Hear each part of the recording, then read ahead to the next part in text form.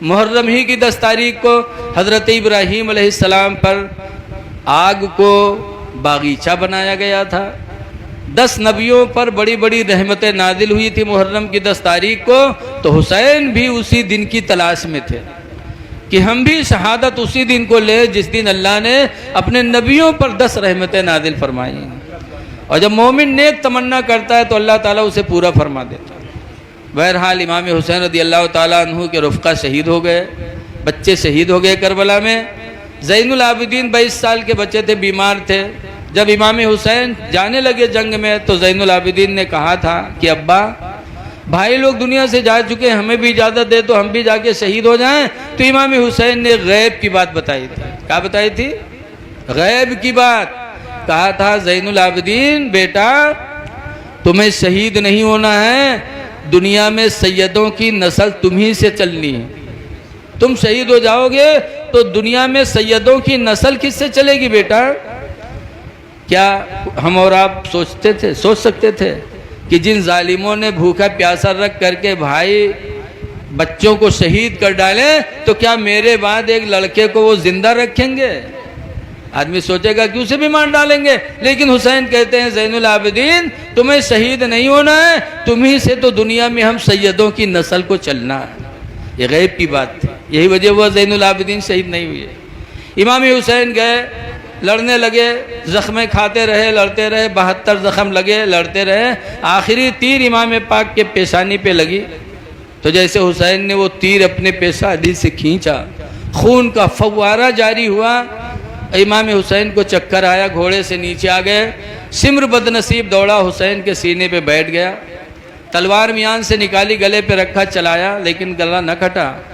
تلوار کو پھینکا، ناراض ہو کے کہتا ہے پوری رات تجھ کو تیز کیا اور حسین کا گلا نہیں کاٹا۔ تو حسین کہتے ہیں تیری تلوار اس گلے کو نہیں کاٹ سکتی، قیامت تک رگڑے گا تب بھی نہیں کٹ سکتی، یہ کاٹ سکتی تمہاری تلوار اس گلے کو، کیونکہ یہ گلا وہ ہے جسے رسول اللہ چوما کرتے تھے۔ اگر کاٹنا ہے تو ادھر سے کاٹنا۔ ذرا گریبان کھولا تو کوڑھی تھا، دانت چمک رہے تھے۔ تب حسین روئے تھے، کہے تھے کہ میرے نانا رسول اللہ فرمایا کرتے تھے کہ میری امت میں ایک کوڑھی ہوگا جو حسین کو کربلا میں بڑی بے دردی سے شہید کرے گا۔ تم وہی کوڑھی ہو، جمعہ کا وقت ہے، شرم نہیں آتی؟ اتر جاؤ، مجھے بھی اللہ کی بارگاہ میں سجدہ کرنے دو۔ سمر ہٹا، حسین سجدے میں سر رکھے کہ خولی ایک بڑا بدنصیب انسان تھا، اس نے تلوار چلائی اور حسین کا سر پاک جسم سے الگ ہو گیا۔ انا للہ و انا الیہ راجعون۔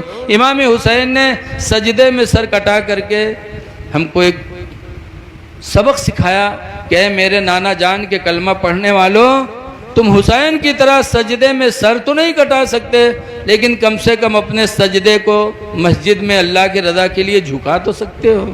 اس لیے لوگوں نمازیں پڑھو، اللہ تعالی ہم کو آپ کو حسین کے نقش قدم پر چلنے کی توفیق عطا فرمائے، اور اس جلسے کو اللہ تعالی ہمارے تمہارے گناہوں کا کفارہ بنا دے۔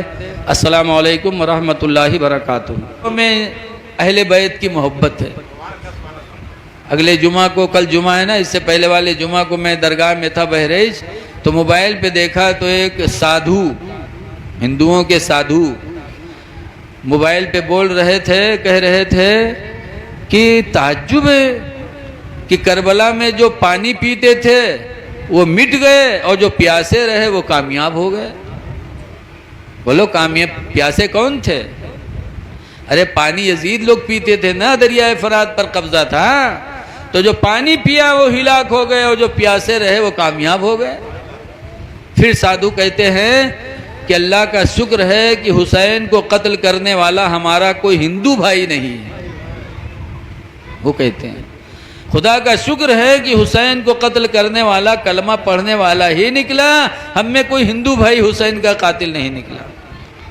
پھر کہا سادھو نے کہ حسین کسی ایک فرقے کے نہیں ہیں، حسین پوری دنیا کے انسانیت کے امام ہیں۔ وہ پوری دنیا میں حسین کو لوگ مار رہے ہیں۔ کل میں نیپال گنج گیا، بارڈر کے پاس 2 غیر مسلم میاں بیوی تھے، تو کہہ رہے تھے کہ مولانا جی ہم کو تعزیہ رکھنا ہے، تو کیا مسلمان اپنے چوک پہ ہمیں تعزیہ رکھنے دیں گے؟ اب ہماری تعزیہ کو ہمیں تعزیہ رکھنی ہے تو کیا مسلمان اپنے چوک پر رکھنے دیں گے؟ ہم نے کہا جا کے ان سے کہو، لیکن مجھے ایک احساس ہوا کہ غیر مسلم ہیں لیکن حسین کی محبت ان کے دل میں کتنی ہے۔ تو الحمدللہ آج ہم ان کی یاد میں بیٹھے ہیں۔ حضرت علی شیر خدا،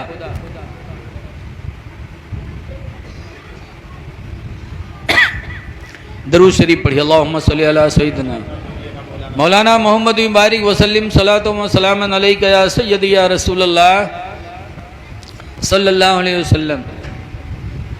اہل بیت نے دنیا کو گلے نہیں لگایا بلکہ دنیا کو ٹھکرایا ہے۔ بولو، اگر دنیا کو گلے لگائے ہوتے تو یزید کے ہاتھ پہ ہاتھ رکھ دیتے، جھٹے رکھ دیتی۔ بولو، جیسے آج ہم اور آپ جھٹے مرید ہوا جاتے، جتنے مرید ہیں سب جھٹے اللہ ماشاءاللہ۔ کہے پیر صاحب کے ہاتھ میں ہاتھ رکھیں، پیر صاحب کہیں کہو میں نے اپنا ہاتھ غوث پاک کے ہاتھ میں دیا تو کہیں ہاں دیا، کہیں کہو کہ میں نماز نہیں چھوڑوں گا، پابندی سے نماز پڑھوں گا، کہیں پابندی سے نماز پڑھوں گا، جھوٹ نہیں بولوں گا، جھوٹ نہیں بولوں گا، کسی کی غیبت نہیں کروں گا، غیبت نہیں کروں گا، داڑھی نہیں بنواؤں گا، داڑھی نہیں بنواؤں گا، شراب جوا کے کنارے نہیں جاؤں گا، نہیں جاؤں گا، سب وعدہ کہہ لیتے ہیں فرضی، اور تن کو اثر نہیں۔ بولو، تو جیسے آج مرید ہو تو آپ لوگ ایسے امام حسین مرید ہو جاتے جھوٹے کے۔ تو یزید کی طرف سے اتنی دولت ملتی، حسین کو اتنی عزت ملتی کہ کوئی سوچ نہیں سکتا تھا۔ بولو، لیکن اہل بیت نے دنیا کو گلے سے نہیں لگایا، دنیا کو ٹھکرایا حق کے لیے۔ اسی لیے حضرت علی شیر خدا کے زمانے میں ایک آدمی نے ایک آدمی کا مکان خریدا، اور مکان جب خریدا تو دونوں حضرت علی کے پاس گئے بینامہ کرانے۔ حضرت علی امیر المومنین تھے، ایک نے کہا میں نے اپنا مکان بیچا، دوسرے نے کہا میں نے خریدا ہے، آپ بینامہ لکھ دیجئے۔ تو حضرت علی نے اپنے منشی سے فرمایا لکھو، تو قلم کاغذ لے کے بیٹھا۔